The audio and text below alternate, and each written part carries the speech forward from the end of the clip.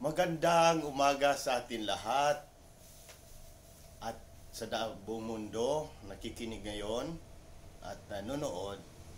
Atin naman alalahanin ang dakilang kapistahan ng kamalmahalang puso ni Hesus.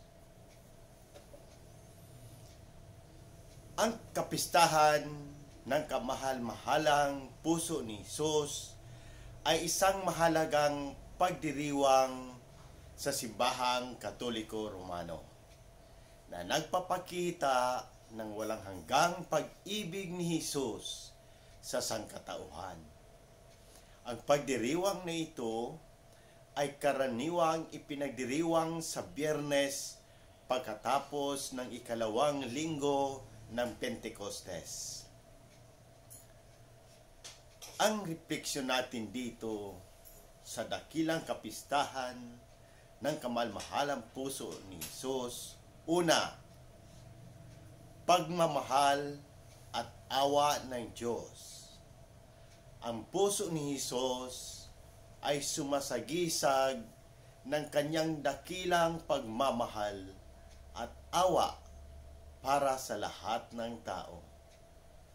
Sa pamamagitan ng kanyang sakripisyo sa cross, ipinakita ni Hesus ang sukdulang pagmamahal ng Diyos para sa atin. Handang ialay ang kanyang buhay upang tayo ay maliligtas. Pangalawa, pagsisisi at pagpabalik loob. Ang puso ni Hesus ay nagpapaalala sa atin ng pangangailangan ng pagsisisi at pagbalik loob sa Diyos.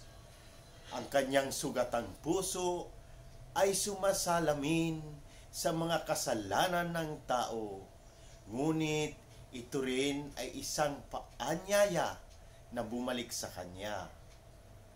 Tanggapin ang Kanyang kapatawaran at magsimula ng bagong buhay. Pangatlo, panalangin at debosyon.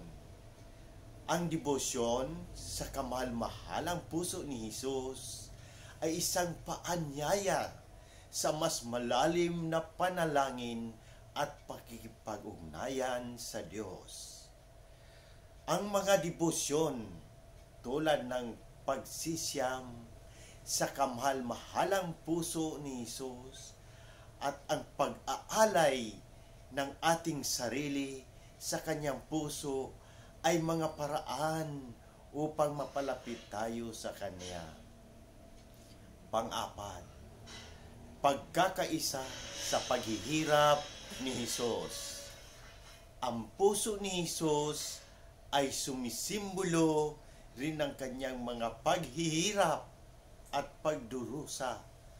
Sa pamamagitan ng ating sariling mga paghihirap, tayo ay maaring makikiisa sa kanyang sakripisyo, nagiging kabahagi ng kanyang pag-ibig at pagpapakasakit para sa kaligtasan ng mundo. Panglima, misyon ng pag-ibig. Tinatawagan tayo ng puso ni Hesus na maging mga saksi ng kanyang pag-ibig sa ating araw-araw na buhay. Ang kanyang halimbawa ay nagtuturo sa atin na mahalin ang ating kapwa, lalong-lalo na ang mga nangangailangan at ang mga nahihirapan, at ipahayag ang kanyang pag-ibig sa ating mga salita at gawa. Pagnilayan natin.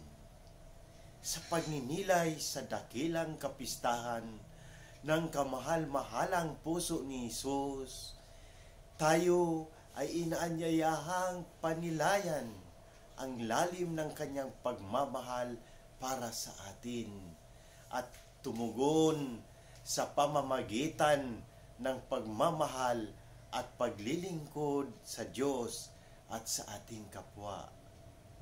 Sa pamamagitan ng pagtulad sa kanyang mapagmahal na puso.